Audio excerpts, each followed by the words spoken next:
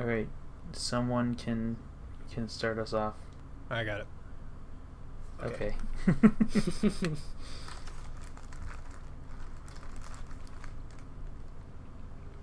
Why am I nervous? Why is it taking so long? Fuck, I tried to gargle and be like, well, smart except I just drooled all over my microphone. So we'll do it live. Welcome to the slashGROUP podcast, everybody. Yay! Woo! Welcome to the slashGROUP podcast. I just drooled all over my microphone. Yay! Jesse's drooling. That's nothing new though. Jesse always drools. That's true. Yeah, buddy. You would know. Drools all over this deck. Anyway, hey guys. On PG. this week's PG video.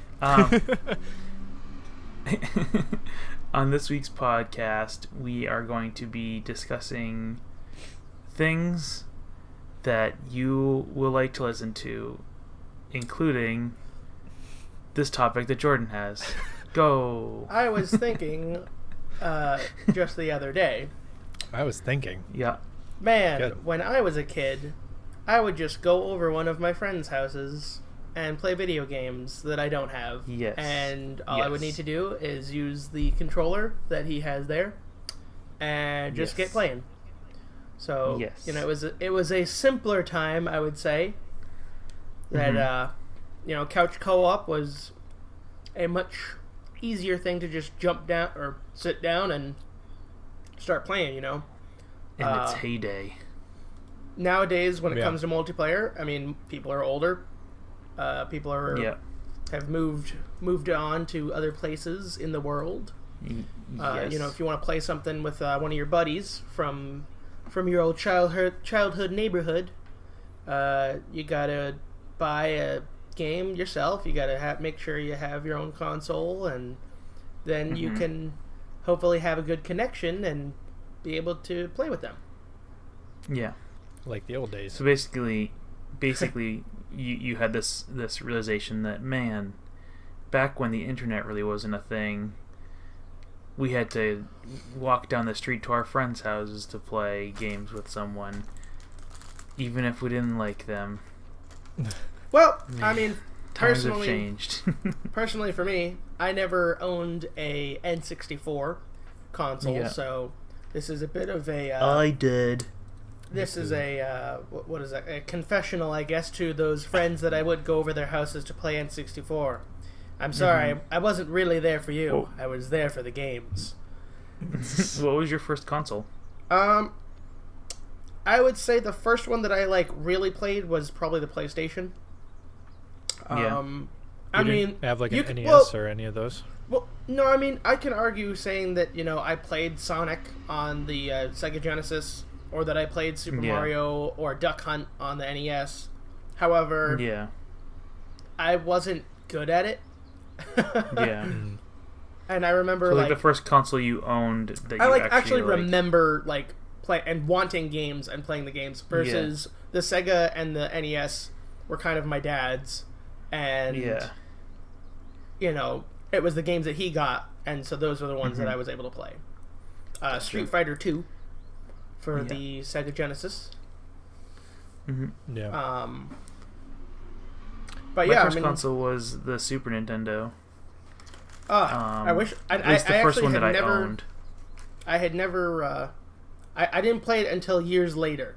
I didn't even Yeah. know it had existed. Oh, really? Yeah. Yeah, I got it as a birthday present. I don't remember how or why, but I got it as a birthday present. And I freaked out. And I remember playing a lot of Super Mario All-Star, Oh yeah. Donkey Kong Country, and Super Mario Paint. I played a shit ton of Super Mario Paint. It came with the mouse. It came with a little mouse and a mouse pad, so you could Did that one have easily. a music thing with it too? Yeah, yep. Yeah. You could make music. You could color things. You could. People still That's all I make remember music for doing. it for modern day songs now. It's nuts. Yeah, but they do it with a program, so it's a little bit easier to program music into it. Right. Well, it's still Before impressive. it was it is still impressive since you only have 8 different types of sounds, Mm-hmm. maybe a little bit more. I remember like the baby would go, "Rah!" And then the airplane. I don't remember the names the airplane made, but then there's a car, and there was a Yoshi, and there's a star, and there's a fire flower, and I'm sure there was more, but those are the ones that are sticking out to me right now. Yeah. But yeah, I had a lot of hours in Super Mario Paint. But then I had the N64. But yeah, couch co-op was like a huge thing. I had like 2 friends on my street, Steven and Devin, and we used to hang out all the time. And either they'd come over to my place to play N64 because I had some games they didn't have, like Conker's Bad Fur Day. I had that because my mom didn't understand what ratings were. So yep, I was just about to say, yeah, so I was like, I remember how old I was, but I still like didn't understand what boobs really were. So, but so I had that, and they'd come over to play that, and I remember Steve had Pokemon Stadium, and I didn't have Pokemon Stadium, so we go over to play Pokemon Stadium at his house, and then Devin was the only one that had a PlayStation, so like Final Fantasy, we'd go over and we played Final Fantasy 7, and I can't remember, there was a ninja game that he had that I played, and I think he had like a gauntlet game. I can't remember. Mm-hmm. But yeah, so a lot of memories of going to other people's houses to play games, whereas now, you know, we know it because this is how we play games. We all have to have the same game and you know, the same console and et cetera, et cetera. I mean, we still every now and then we'll play games together in person, but it's not like I wouldn't say it's a dying thing, a dying trend, but it's definitely something that they make harder with, especially with certain games. You know, even some games are just straight up don't have split screen modes for their like co-op. Like they'll have a co-op mode, but they won't have split screen. And so it's just kind of like, nope, you got to get your own TV, your own system, your own. I also think game. we're kind of spoiled because I know like going from playing a game multiplayer where I have the multiplayer online where I have like my whole TV to myself, and then like playing the same game in split screen, I'm like, this fucking sucks. Oh, I know. This is the it's worst. like how do we manage this before? Yeah, I remember. Yeah, I remember back when Halo 5 came out, and it didn't have the split screen co-op that the other Halo games did, and I remember so many people were so pissed that it didn't have the couch co-op. But then 343 was just like, guys, we did like analysis of all of the Halo games using Xbox Live and like being able to like monitor all that stuff, and it was like only 5% of users actually use that stuff. Why would we put that in our game? Like, why would we waste resources doing that if no one's going to use that shit?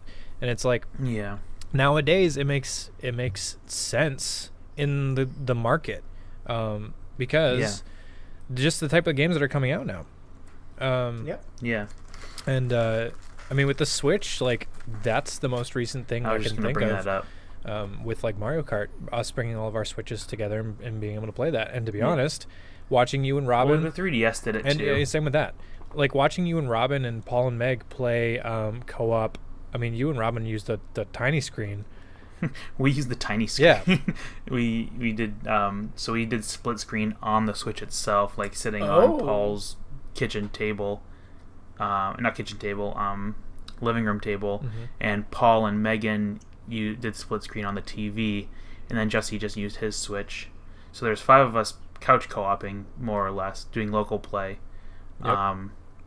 Granted, Robin and I definitely had the short end of the stick on that one because we were split screening on the Switch's screen. But I mean, I came in first the last race. It's not like I was. That's because you cheated. Yeah, that's it. Yeah.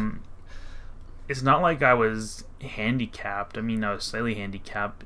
Just if I had to sit kind of close to the screen to see what was going on, but I mean, I still did decently. I came in like 3rd or 4th overall, I think. And I think the thing is like if it was just me, you, and Paul, like us just having our Switches, it would have been awesome because it's like we all get our own screen. It's not cumbersome like it used to be where you have to look at other people's, like you can screen sheet or whatever if we did battle mode or something like that. Like it's so much better. And I remember like it's pretty awesome. Because like Halo had the co-op on the original Xbox, and then Halo 2 had Xbox Live. And I remember just being blown away at being able to just like, I remember like first game jumping in, like I have no idea what I'm doing. Grab a shotgun, blast a guy in the face. And I remember back when like you had them headsets and you could talk to people. Like if they were talking to you, to plug them into the controller. Yeah. If you were talking to people and you shot them and they died, like their voice would cut off and like you just hear Master Chief going like ugh and just like all that stuff. And I thought this was the most hilarious thing. There was a Halo game. Was it 2 that did the proximity voice chat? So like, you could actually talk to like your opponents if they're close enough. I know 2 also had that. Yeah. So like you could actually like troll your opponent if you wanted to. That was like, I think that was like the first game that really had that kind of aspect to it where like you could like really troll the other team by saying that you're gonna bone their mom or something. And you think about that, like that was the original Xbox. That was back in like 2003, 2004.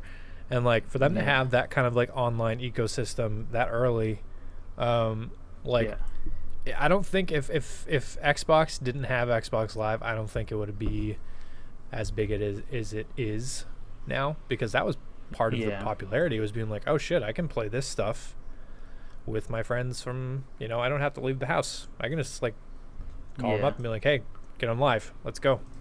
Yeah, we used to do that. So there was definitely a nice aspect to the switch to online multiplayer, but there's also like the disadvantage of having the disconnect. Like when we're in the same room, Jesse, like when we were playing Mario Kart, there was that like immediate like, oh screw you guys, like you red shell bullshit. And you kind of had that like person to person interaction, whereas online you still get the bullshit, but it's like muffled and it's not as entertaining as seeing your friend flail and freak out in the seat next to you, because you just like hit him with a lightning bolt and then like 3 green shells in a row. Yep, exactly. And I mean that's why I think like for me, as I get older, I find that I mean Paul is kind of evident of this because he's kind of going with what I'm about to say, but like playing more board games because it's more interactive, and like they're kind of more I mean some of them are really interesting with the way they work, and like the rules and everything, and it's way more going my pace, I guess, as I get older. I sound like a fucking crotchety old 26-year-old, but like kids these days have it so easy. But I think like because it's kind of like anytime that I go to hang out with you guys now, I don't want to be staring at a screen and kind of not really interacting. I kind of want to like engage more and like and interact face to face. In the board game, I think does that way better. It is nice. So it's different because you're facing each other, and you're like, at least the games that we play, they're a little bit more strategic, so you have to actually think and like kind of read each other's eyes, and like Catan or whatever, like there's a lot of he probably has some wood that I need. And then when he says he doesn't have any, it's like, do you actually not have any, or are you just fucking lying? Because imagine if we played Secret Hitler. To get a road or whatever.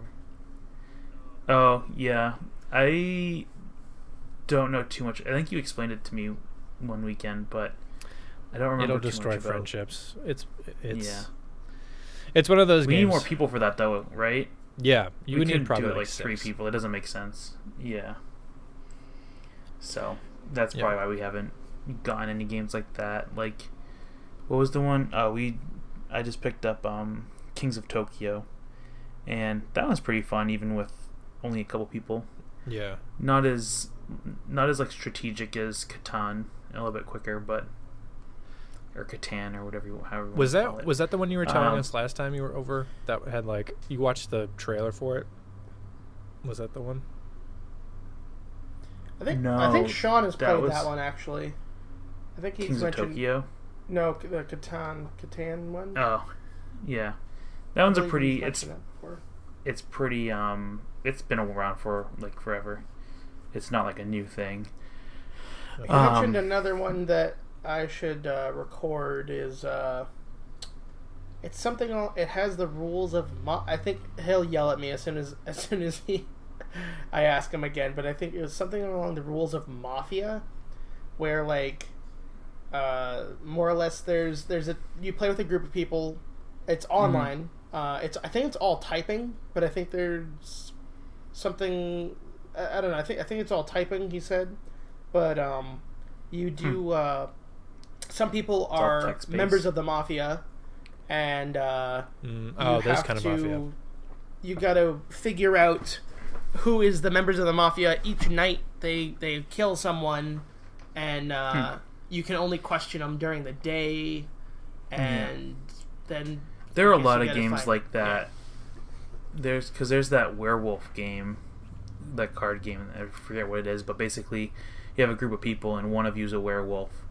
And like you have to figure out who the werewolf is by the end of like the 7th day or whatever. And there's like day cycles in the game, and this is like a card game, so it's kind of cool because I mean I've never there's some of these I have not heard of at all. Yeah. And it's nice just Jordan, to know that next time that I haven't heard of. Next time Jesse and I and Paul are hanging out, you're free to come over and play some board games. Because he's not that far from you. Like the more fun it is.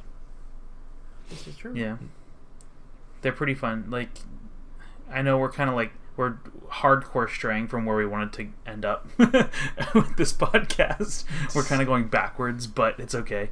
But yeah, so I mean, but not really, because there's definitely been an influx of creative board games in the past few years. Like, it's like basically since. Go ahead, Jordan. Oh no, I was gonna say, it's kind of like a reverse. It's a renaissance. Yeah, I don't know. It's like it's not geek chic. It's like It's like so. It's like this. It's like gamers were like, I miss the glory days of pixel art. So pixel art became really prevalent, and then the people that were into that were like, I miss the good old days of holding a set of cards in my hand and putting pieces on a board and throwing them on the ground and rolling dice and stuff. So that's why I think board games became popular again, because I mean there is that like it's nostalgic, I guess, to play a board game. Oh yeah, that's what it is. Yeah, nostalgia but it's also it's like different now because when you think of a board game, everyone's like Monopoly, but these board games now are a little bit more unique, and some of them you almost play like a video game. Like I keep saying King of Tokyo, but it's just because it's the most recent one we played together. That one basically everyone has a monster, and you attack your opponents, and you have like a health pool, and you can like get power-ups for your monster that make it easier for you to. Yeah, exactly. So it almost plays like a video game, but it's not. You have like cardboard cutouts of monsters, and you're rolling dice and like reading cards and trying to be a little bit strategic because you're about to get fucked up in a turn, so you need to figure out how you can live and not lose the game. There was a game that Paul was talking about getting, which I hope he doesn't, because I don't really want to invest that much time into it. But it's like a... Was it Pandemic? It might have been. It was the one that it's like... You can play once and then it's done. Yeah, exactly. And it was like a... that was Pandemic. Yeah, it was like 24 sessions of like an hour. So like it would be like a week to week thing. Like for a half a year campaign, that's kind of neat, but it's like that's too much. I say that as I'm in like way over my head in Persona. I'm just like it's too much time, but fuck. Yeah, but that's like, but your Persona time is like your free time. It's not like you're playing a board game and you have to like set up a date to go and get everyone together and play through this board games campaign that takes 24 hours total. But it's like an extreme D&D campaign. I guess like I guess because Jordan probably doesn't know what this is, and someone's probably gonna get mad at me if people actually watch this video. Basically you like you have to like write on pieces and basically ruin the game as you're playing it, and so it's like a one-off thing because you have to like I don't really know. Paul was explaining it to us, but it seemed like you basically destroyed the game by the time the campaign was done, because there's like scribbles all over everything and you'd have to whatnot. So you pay $60 for this board game that you can play once, but we were saying, who the fuck would want to play it more than once? It sounds like such a painstaking process. And I mean, like for $60, you imagine like for the amount of time it would take to finish. I mean, your dollar per hour is nice. But again, like I would never play that again. You would know exactly what was coming. So, I mean, worst game ever. I will only play it 3 more times. Yeah, I mean, like it's. I don't know if I don't know enough about the game to know if it'd be worth playing again, but I mean, it's a pretty popular game, so I imagine there are people that do play it again. So there must be some sort of variation to the gameplay that makes it replayable. Right.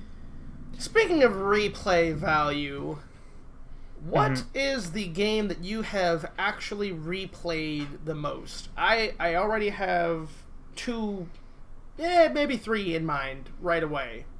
What? Okay, so try and think of 3 games that you've actually like the story, that you've completed the game and you've gone through and played it again. Whether it be a new game plus type of thing or just playing it a different route completely. Are you talking about like coming back to it? I guess WoW, okay, well, I guess I wasn't going to say that. I guess that does make sense. You are starting it from the beginning. You're doing a new character.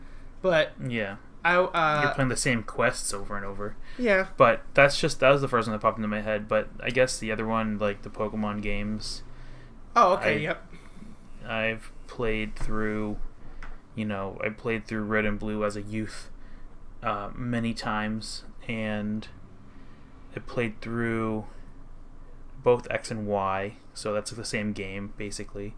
And I played through both Omega Ruby and Alpha Sapphire. Those are the same games, more or less. Are there, like what aren't the only differences really, like, just some of the Pokemon that you can get in one or the other? Yeah, it's like some of the Pokemon you can get, and... Like, the fights aren't different, right? No, with Alpha Sapphire and Omega Ruby and Sapphire, the team changes, because that one you had Team Magma and Team Aqua. Mm-hmm. So, like, your main baddie was different, but they were both bad. Whatever. Yeah. So I'd say those games, definitely I replayed a lot.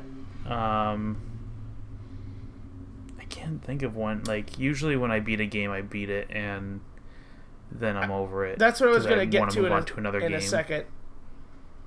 I've done Infamous, both Infamous 1, Infamous 2, and Infamous Second Son, which is the one that came out on the PS4. I've played those ones through just because you can play it through as a good guy, and then you can play it through as a bad guy, or you can play it through as a bad guy and play it through as a good guy. Identically, or not identically, I don't know, kind of similar is the Mass Effect series, where any of those ones you can be Paragon or Renegade, and that can, it doesn't, I guess, affect the story in a major way, but, well, maybe the endings, depending on how good or bad you are. I think you actually can get a better ending if you're more on one side than the other. And then I was gonna say Borderlands 2. I think I've played through that. Like that one a lot. And that one's an interesting new plus game one because you can start it. You can beat the game on character A, and then you do a new game plus on that same character. You can beat the game again. You can do another new game plus on that same character again. You can just keep going over and over and over. Yeah. And then the point I was going to make around with this is, do you think that games nowadays there are definitely there's that niche of niche of games that definitely want you to replay them, go over and get other collectibles, or try. But is that really replaying them? If you're just like looking for collectibles? Well, I thought of like Binding of Isaac. Them. Binding of Isaac is kind of like you technically beat it every time you go through it, but you haven't unlocked everything. Right. Yeah. So it's kind of like that, I would say. Yeah. I mean, it depends on the game. When I think of if it's a when I think of replayability, I think of like a game where you beat the story, and then you're like, oh man, I want to experience that again. So then you start over and you play the story again. I don't really consider collectibles replayability. I consider that time sinking. Mm-hmm. So like Legend of Zelda, for instance, Breath of the Wild, the story is a story. I don't know necessarily if I'm going to go back and try it again when they release hard mode, but I won't. I know that. I probably won't.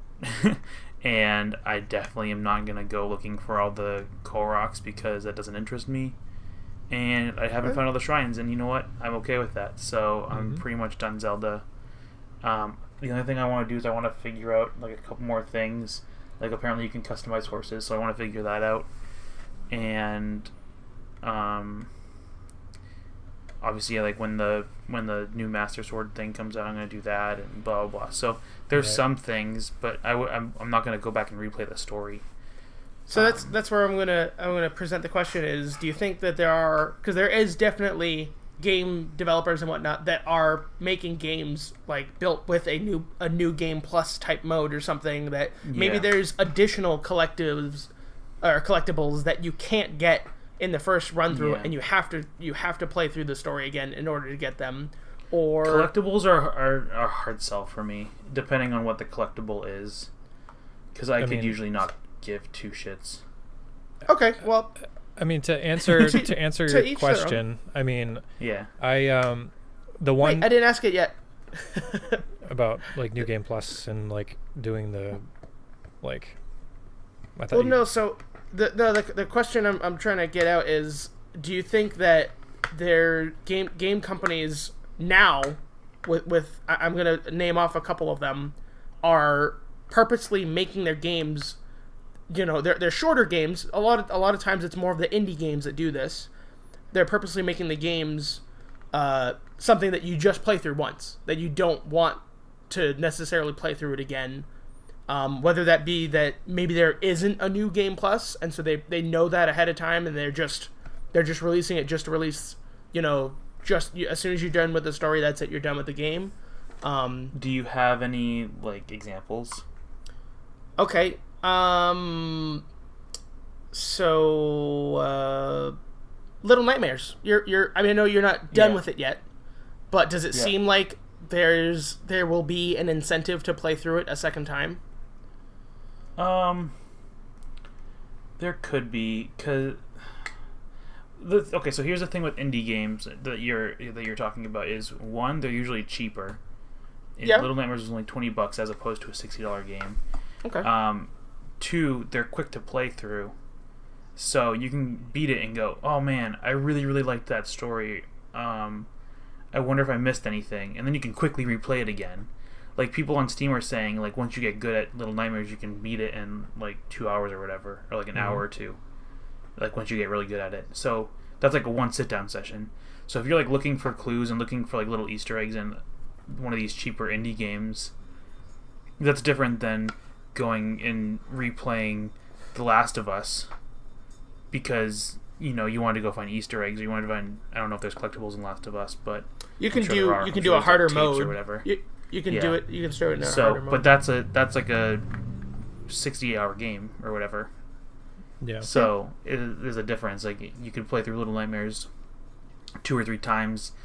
Like I know during my playthrough I realized that in like the very first episode I found this little statue thing that I thought was a doll, and I was like, let's go, little doll, and I like picked it up and then I put it down carefully and then like walked away, and then like 5 episodes later I found another one and I threw it and it broke and like this effect happened.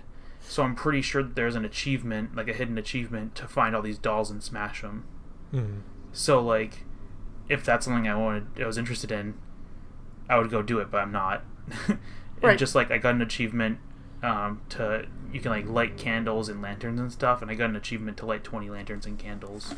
So it's like there are these little hidden objectives in those indie games, but they're quicker to play some through of them, usually. I would say yes, that they're definitely shorter for the most part. So that's the difference, I think. But then again, you can look at what Jesse had just said. Binding of Isaac. I think that's like a $15 game or whatever, or not. It's maybe super it's like quick though to beat it, and like the point of it is to replay it over and over and over. Yeah, roguelikes are... Because the point of it is to beat it as different... Like, you play it as Isaac at first, and you unlock certain things. You unlock new characters to play as that have different abilities. And, like, getting to certain stages unlocks certain abilities or certain items that can spawn, so... And it's random every time. It's not the same thing. It's not a static game. Mm-hmm. It's randomly generated every single time you boot it up. It has to... So, the game has to... sorry to cut you off. But, like, the game has to... have an interesting enough either gameplay mechanic or story element to where it wants to draw you back in. And I'm looking at my Steam list, and the one game that I come back to every year, going back to like your original question like 15 minutes ago of like replay games, and my one game is BioShock Infinite, and that's because you can go through that game and then you beat it, the ending happens, and you're like, what the fuck? And then you go and replay it again, and you see all the context clues that are there that you missed the first time. But then you also, I didn't find all the audio diaries the first time, so I wanted to go and find them to get me more backstory. And even those are, like, even more just, like, shoving clues in your face. So, like, and then going on the New Game Plus sort of side of, like, I'm doing that with Persona right now. I didn't think I was going to be doing that shit, but I am doing it because I didn't find everything in the game on the first playthrough. I didn't, like, there are all these confidants that you can, like, max out their relationships and, like, find out their stories. Yeah. And I only maxed out, like, 3 or 4 of them, and there's, like, 15. So my point of this playthrough that I'm doing now is to max out all of my people so I get the full, like, story experience with that. And, like, so it depends on the game and, like, the way that it wants. It's the reward aspect. Exactly. Like, how is the reward worth replaying it? So, like, the big thing with me is going back to Collectibles and going back to Zelda with the Koroks. The reward is if you collect the Koroks, you can expand your inventory slot. Who the fuck cares? I beat the game already. Yeah. Like, I don't need any more inventory. Some people like that, though. That's like the completionist. So that's like the completionist. That's like Paul. Though Paul's probably not going to do the Koroks because even that's a lot for him. Yeah. But it's like there's actually, there's a game that reminds me. It's a indie one. If you ever had played it, it was on the PS4. I think it came out on the on Steam as well. It's Transistor. Oh yeah, that came out on the PC a while ago. Yeah. I played a little bit of it. So that one, once you beat the story, even I got every collectible and whatnot. Once you beat the story, you're still not done leveling. You can still level way past that, so you can do a New Game Plus and continue leveling. Yeah. There's an achievement for doing to level, because I think there is a max level cap, but you can't reach it like just doing the base mode of the game. Yeah. So I guess I think what we're learning is that replayability exists, and it's just like it's a personal preference, and it's a game by game personal preference, because like I said, I for one will definitely not go and collect those collectibles in Zelda, but some people are super excited that they can run around the world for 100+ hours to find all that shit. Well, what makes you want to replay Pokemon? Getting all the creatures. So hours and hours collecting, running around the world. Again, it's not really. It's different because I can. It's different because I know, like, I can mindlessly just like play through the second game and beat it, and then I can just like fly to the locations where I know these Pokemon are, and boom, done. Like it's I don't know. That's also like a thing that I've been doing. I mean, not specifically collecting all the Pokemon, but I've been playing the Pokemon game since I was 7 years old. So it's like almost a nostalgia thing. It's your religion. Mixed with just like, that's the one game that I 100% when I play it. Like, I don't 100% any other games. Mm-hmm. So that's like my crack. I generally try to get Pokemon. The most out of a game. So especially if it's a game that I really enjoy, I will see. That's where this is where I differ from a lot of people. I feel in gaming is I super enjoy story. So I want my story to make up for a lot of my dollar per hour in the game. So like if I'm spending $60 on a game, I want my story to be lengthy, and I want to get a lot out of my $60 just in the story. Mm-hmm. And I know a lot of people say, oh, if the story's like 10 hours, I don't mind as long as I can like keep playing it in multiplayer or whatever. And that's where I differ a lot, where I don't really like, I'll play multiplayer, but it's why I'm not a huge first-person shooter fan, like minus some very specific ones like Overwatch and Team Fortress, but like Call of Duty and stuff and Battlefield, where they have campaigns, but they're super short, and then you just like the multiplayer is where everyone plays it. Whereas I'm more of, which is why it's weird that I haven't played Last of Us completely all the way yet, because it's a game where it's like all story. Literally the best story of like any video game that I've played. Yeah, I know. So it's weird that I haven't beaten that 100% yet.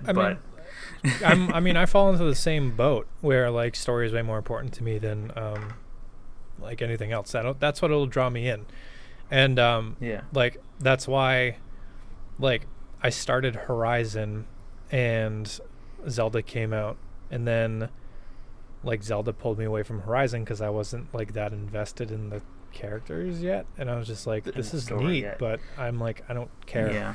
And then Zelda, when Persona came out, like those characters I cared about way more than what I was doing in Zelda. So it's all like about like that sort of like, I need. There's a lot of good story games that come out recently. And this is a personal thing again. It's what draws you into a game and like what you find worth your time. Right. Yeah. So and like stop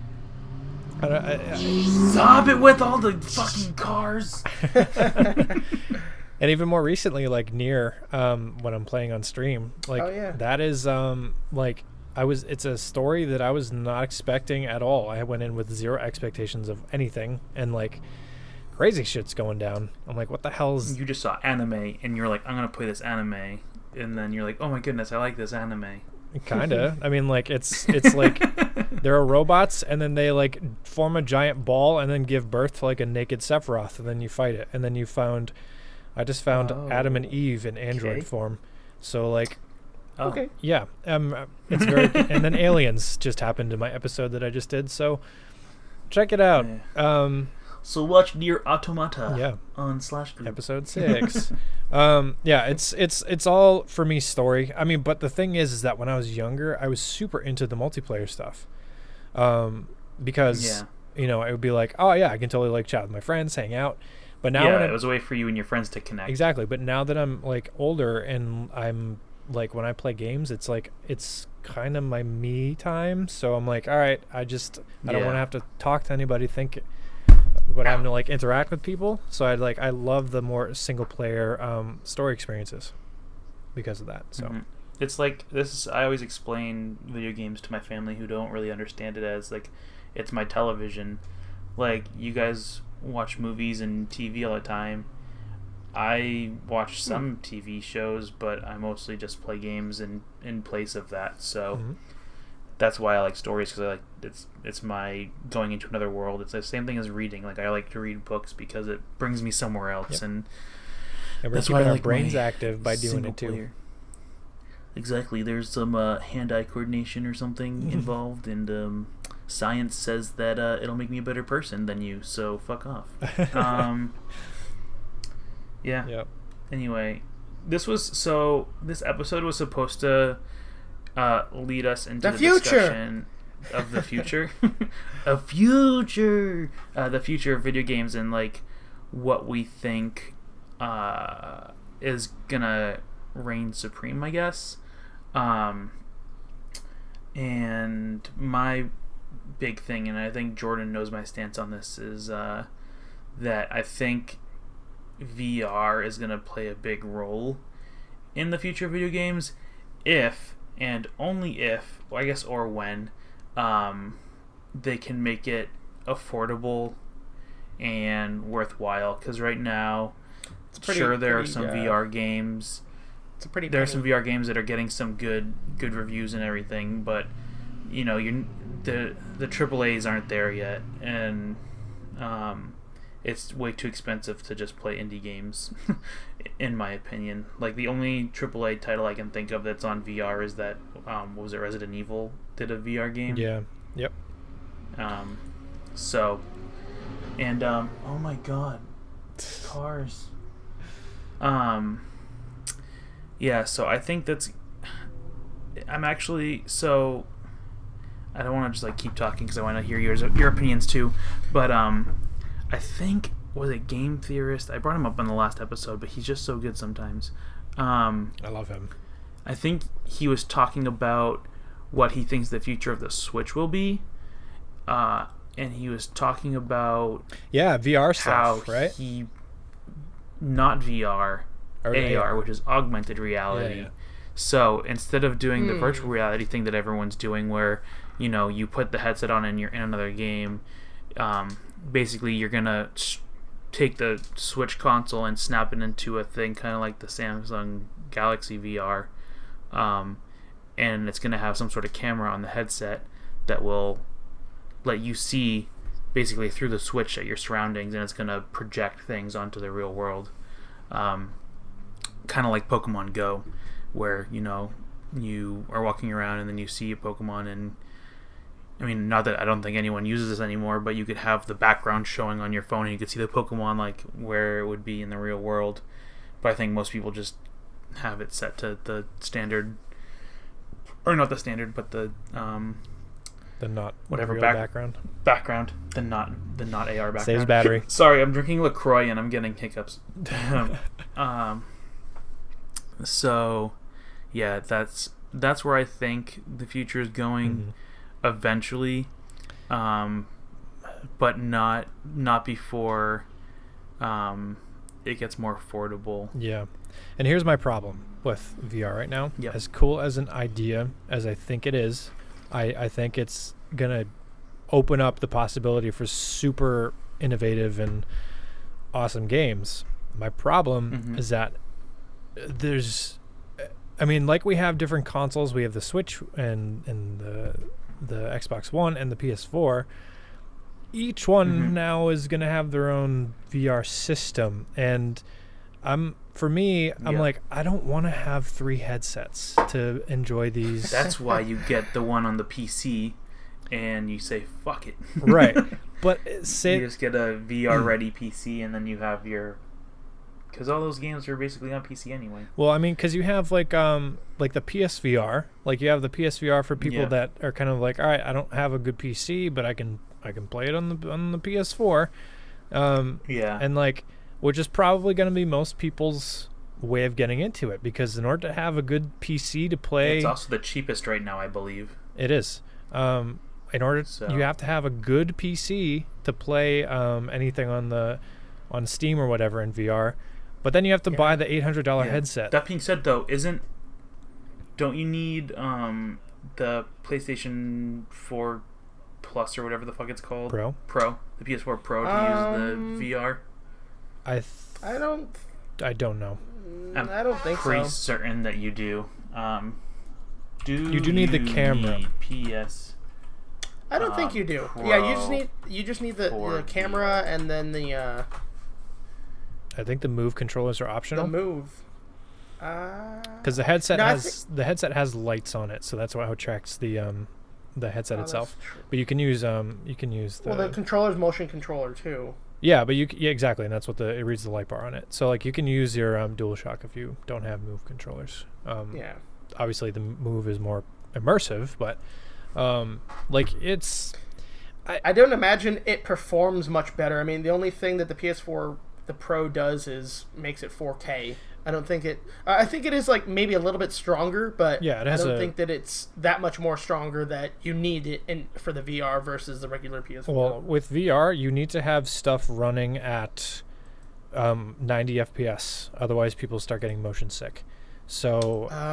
So then maybe. So if it can, the PS4 Pro obviously can have faster processing power, so that's going to be able to handle stuff better. The answer is no, you don't, because the PS VR bundle comes with the regular PS4. Okay. Right. So there you go then. Yeah, the game has to be optimized for VR anyway. Yeah. So you can't just do it with Destiny or something. Right. No, that'd be neat. It has to be made specifically for VR. Right. So it's like I'm glad that people have taken the opportunity to test this out for us, because I think in Wave 2, when it's kind of like the bugs are kind of figured out with a lot of the systems, it'll be more accessible, hopefully. The one thing with the VR, I would personally really like and want in my VR experience is have you ever seen like the frictionless pads that people use while using the VR? Like walking on? Oh, like the standing one? Yeah.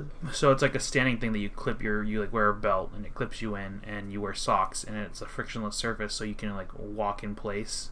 Yeah, those are like pretty you're just cool. Walking, and then it controls your character in the game, walking in certain directions. That's legit. Like that's like the I would super see. future, but those are like thousands of dollars. So exactly. And you got to dedicate a room take up to your huge floor space. You got to dedicate a room in your house to that shit. So that's one thing that certain VRs require. I think the PlayStation one requires the most amount of space for you to have around you or whatever when you're doing it. I think the Vive is the one that requires the least amount. And I have a friend that goes at our dog training that also that has it. Do you have the Vive or the Oculus? Which one is the more expensive one? Both. I mean, I think the Oculus is more expensive. The Vive, actually, I think one of them uses the Vive. One of them uses cameras, and it shows like your room, so it'll like the game will know if you're about to hit something, kind of thing. If you're walking around, because some of those games for the Vive, like you can actually stand up and move around in them. I think that's the one that he has then. Yeah. The Vive is the Vive is more expensive, it looks like. That is the one that it's hard to tell. Okay. Well, on a basic Google search, looks like $7.99 for the Vive with the hand pieces, and I don't see a comparable. Only $8. That's not bad. Yeah. One really day. Not that bad. In an alternate universe. Okay, well, the hand pieces for the Oculus are $100, so $600 for the Oculus with the hand pieces, $800 for the Vive and the hand pieces. But like, there's so much potential with VR stuff for not even just games, like with watching movies, shows that you have a 360 camera and you can plug yourself in and suddenly you're in the audience or something like that. Like that's cool. That I'm excited to see where that goes. Ashley's phone has that function, and I did that with watching one of those YouTube videos that you can look around, like one of the 3D YouTube videos. And I thought it was really cool, but I don't know. I don't crave it. I don't desire that for other mediums, I guess. I don't know. Maybe it's just because I haven't experienced it enough, I guess. But at the moment, I don't really... It's not something that I'm actively looking for. Like, oh man, I can't wait until more VR stuff comes out. Like, I don't know. Yeah. So what is... I won't say it's like... I don't know. To me, it does kind of seem kind of gimmicky, I guess. It is the next level of immersion.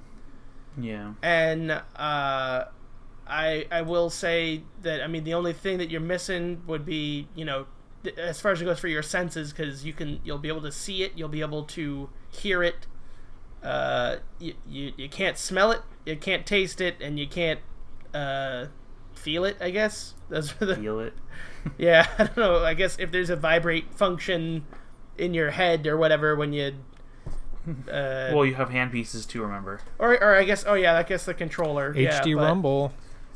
Yeah. But, like, you can't feel, like, the slime that's dripping off the wall in front of you.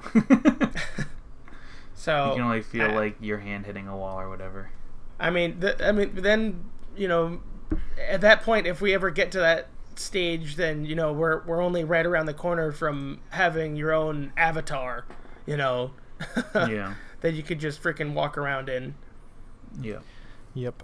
Then that's when it gets scary. So that's science fiction there. Yeah. That's a little different story entirely. Jordan, since you seem to be a little less convinced about VR, where do you think the future is going to lead?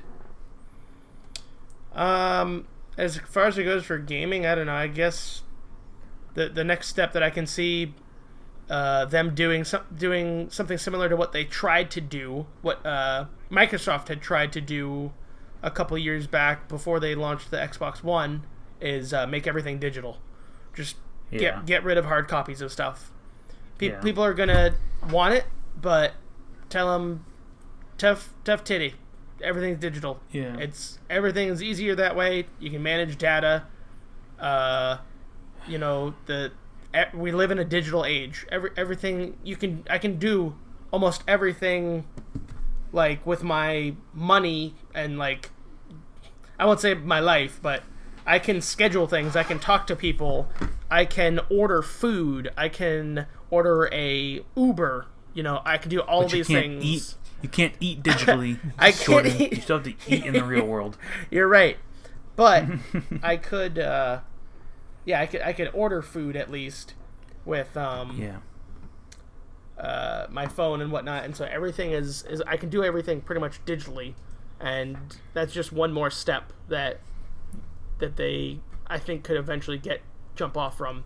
I mean, look at the way that CDs are still being made. I feel in the next the next maybe 10 years or so, maybe they'll start to phase out CDs, maybe even sooner, just because it's a component of the car that, I mean, I imagine people use the CDs for your car, but I mean, as far as it goes for software and computers installing software, a lot of times you can just plug in a USB.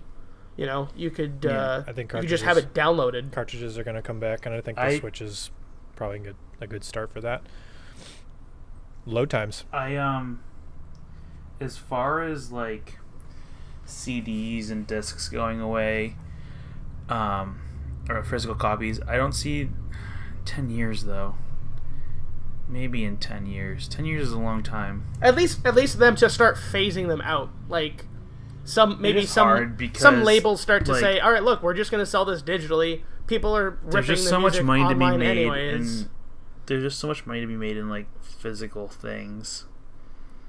It's hard because I'm looking at a list of, like, the sales of things, of digital sales and whatnot, but I'm willing to bet digital sales have been on a steady increase. Oh, of course they have. And I mean, I work at UPS, so I can tell you right now, you know, people aren't not ordering things online. It's a growing thing every single year. There are some things are like, doubling or even tripling. Online. Well, I mean they're doing them online though. It's something that I guess that does kind of contradict what I just said, because they're ordering physical things, but they're using online digital currencies to do that. They're I mean, sort of. Yeah. Still a real world currency. Well, here's why I don't think that it's gonna phase out anytime soon, and the reason being is that here in the U.S. hopefully everyone has like access to internet on a regular basis. And I remember, the whole reason why the Xbox One was in such a shit show when that was first announced was because they were like, no, we're going to have this always on machine that is going to always be connected to the internet, and if it's not, your game won't run. And everyone flipped a tit because that's great and all, but like not everyone has access to internet all the time. And in certain countries, even in the US, even like you have a data cap where you can only download and use as much data as you're allotted. So if someone has to allot 50, 60 gigs to download a game and they get only 150 a month or so, I don't know how, like, that's not gonna go over well. So there needs to be like I can see things start leaning towards more digital, but I don't think you're ever going to see them get rid of physical copies. Purely digital until things change elsewhere. Mm-hmm. Yeah. And I mean, like... Until things, so... It's like your phone. Like, you can, you could download stuff when you're, out and about on the road, but you're gonna waste your space, you're gonna et cetera, use up all your data, so it's like better to do it on Wi-Fi or whatever. So like with consoles, you have space that you can fill up, and I know with like it's the case with the PS4, but it's not with the Switch, where you pop in a game and you're not wasting up space because you put in the physical cartridge. Yep. You get to save that space or something else. Like the games that are only digital, like there are a couple games that are only digital on the Switch that, like Snipperclips was only digital, and that NBA game is only digital. I didn't buy that, but yeah. I would like to make a comparison with oh shit. And then we can either move on from this, or I don't know if we have any more time for another topic. But get our opinions on the future of the industry and then call it. The movies. Look at movies. Right now Blu-ray is the I guess the pinnacle of movie quality right now. I mean, it's the most common. When 4K is out now, but there's no 4K. There's no 4K format to buy in physical form. Yeah, there is. 4K, or is it 4K Blu-ray? Blu-rays? But I'm saying it's Blu-ray though. Disc. It's a 4K. Is it different disc from Blu-ray though? Yes, it's 4K. It's its own format. It's 4K instead of 1080. But it's still Blu-ray though. It's a disc. Well, then you're saying there's no difference between a CD and a Blu-ray if you're talking about that. I mean, you can also make the argument CD versus DVD. They're both discs technically. Yeah.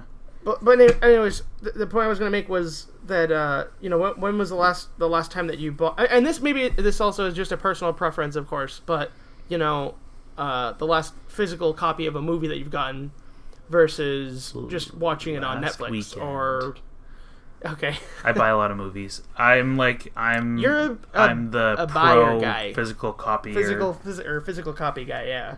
I like having a physical library to look at. I think it looks nice, and I like it. I like to be able to look at my shelf and go, oh, look, this movie's really good. I remember this movie. Let's watch this movie again. Or the game, or whatever. I rent movies. I just stream them. I hate digital. Why? I mean, I don't hate it. I prefer physical. I prefer physical because I feel like I own it. Digital, I feel like I could lose it. I mean, it's the reason I buy CDs. You can. I mean, technically, if you buy things, you don't own the copy.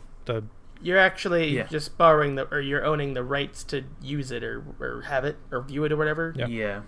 I mean, I'm not a movie person. I don't buy. I mean, I watch movies, but I don't buy them. I rent them and stream them, watch it once, and then that's it. And I mean, if it's on Netflix and I want to watch it again, cool. If not, then oh well. So. Okay, let me ask I guess a kind of on the same track question, but a different in a way. If there was, let's say this is pertaining to the future and digital things and whatnot.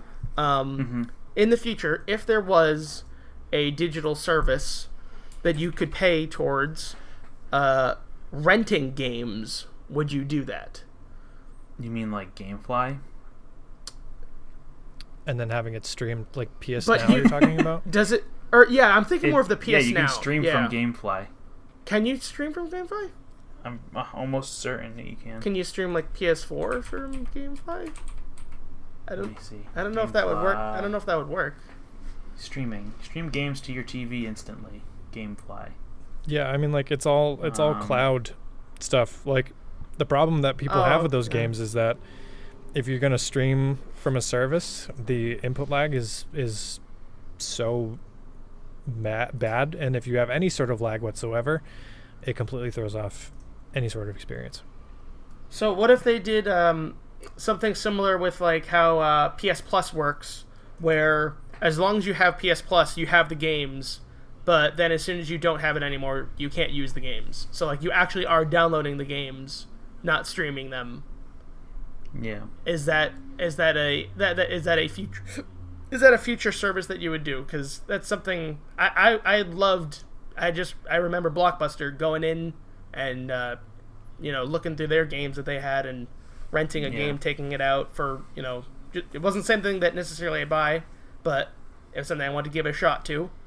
So what you're saying is if there's a service that you paid monthly for let you download maybe games? Not even necessarily monthly. Like if there's maybe the next console that you pay for, and maybe there's extra fees for certain games, but something. Nah, I would like to just buy games. So you're never gonna get that happening because the publishers are gonna want every single penny of that dollar, or that you're gonna put towards it. There's no way, because it would get they're way too complicated. You'd have to pay for the subscription. The money would have to go through to the publisher and then to the studio itself, and like people aren't going to want to deal with that. Publishers are going to say, no, we're not going to put it on your service. So unless it's like like you'd have, I think it's either going to be digital downloads or physical. I don't see them having like a streaming as nice as it would be. Renting service. I didn't even know that GameFly did streaming like that. I thought they were only physical copies that you rented. No, they jumped on the streaming thing a couple years back, I believe. I remember seeing an ad for it. Yeah, I did too. And me going, how? Same. I don't think people use it that much. So. Yeah, I don't know. I think like as far as like the future of gaming goes, I honestly see AAA studios having a lot of trouble as graphics get more and more intense, and as like as development costs like start increasing. I think that it's going to take the games forever to come out, and even when they do come out, they're gonna the publishers are gonna start pushing deadlines that like the studios aren't going to be able to make.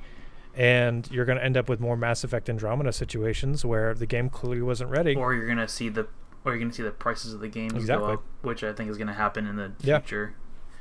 I think we're going to see an increase from $60 for like average game. If you go back when like the NES and SNES games were out, accounting for inflation, those games were like $90, like back then. Yeah. And like so, our games are cheap in comparison, believe it or not, now than they were back then. So like it's it could very easily happen again. But I honestly think indie studios are going to have like an amazing time with games because they're so quick to turn around, and they are willing to innovate because they don't have much to lose.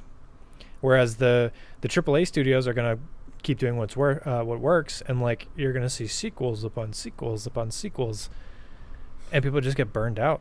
Like, so I don't know. It'll be interesting. Yeah, we'll see. Yeah, we'll see. Yeah. We'll see what the future holds, and the future is in a month when E3 is so ready going on. Oh yeah. I'm excited to see what's going on. But I guess that concludes this week's episode of the slashGROUP podcast. Thanks for liking, commenting, and subscribing. Let us know in the comments what you think the future is going to hold for video games, and if you miss couch co-op or you still couch co-op or whatever. And we'll catch you on the next episode. Bye.